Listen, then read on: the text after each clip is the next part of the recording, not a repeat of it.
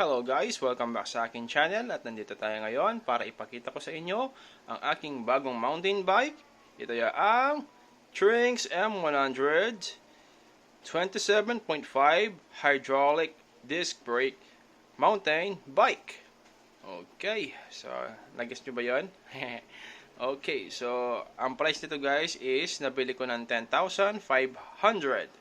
Kaya ang ganda ng sulat niya yung sulat niya. So, nabili ko ito sa Joyride Bike Shop sa San Agustin City of San Fernando, Pampanga.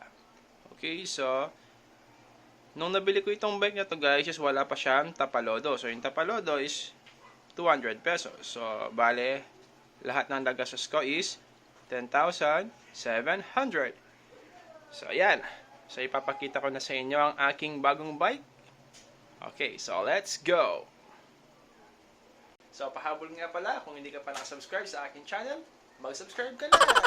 At i-click nyo ang notification bell icon para updated ka sa aking mga bagong videos. So, let's get started!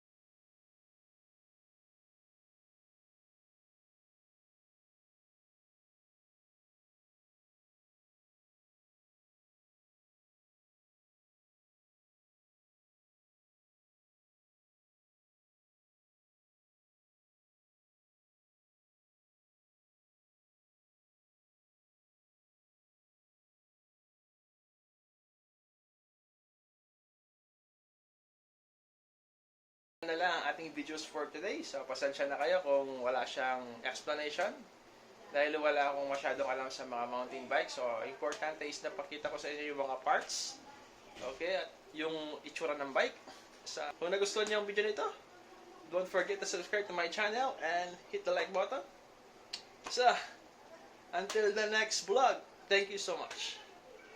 Bye!